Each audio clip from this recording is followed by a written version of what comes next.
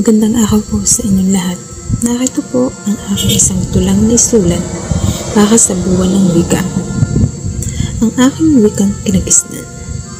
Wika natin ating ingatan at mahalin. Malayo man ang nakating, mananatili kang sa puso ko at isip ako.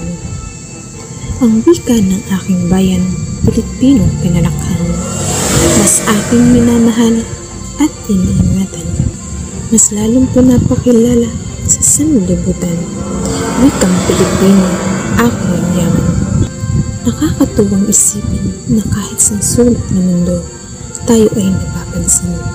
Mga kababayang nagtutulungan din, bayanihan kung itukan. Ang aming lingwahe talaga may pagmamalaki. Bisaya, Waray, Ilongga o Tagalog na malalim. Nakakatuwang pakinggan. Tulad ko ay nais pa lalo iyang matutunan. Ang wika ng aking bayan, sadyang may kakaiba dyan. Wikang Pilipino, atin ito. Maraming salamat po. Wika natin, yaman natin. Wika ko mahal, sa puso ay taglay. Tulad ang bituin sa gabi tanglaw. Pilipino't wika, ating ninuno. Sa pagkakaisa, ito'y pundasyon mo. Mahalin gamitin ito araw-araw. Malikot. Wikang katutubo ay huwag kalimutan. Itong Sa bawat salita ay kasaysaya ay buhay. Wikang katutubo. Wika ng bayan. Wika ng bayan. Ating ingatan. At Tagay itong buhay.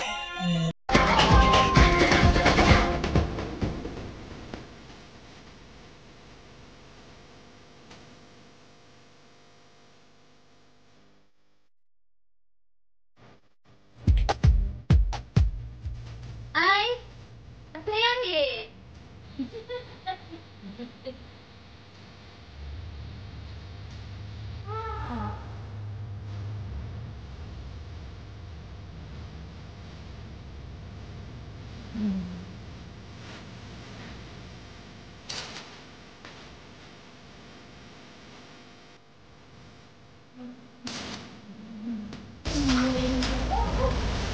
What's the color ang flavor?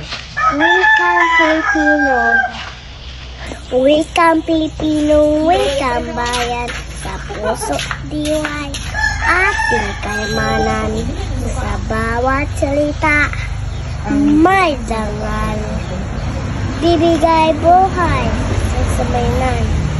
Mahal ko sariling wika, ito'y bigay ating bansa, paaralan man o sa tahanan.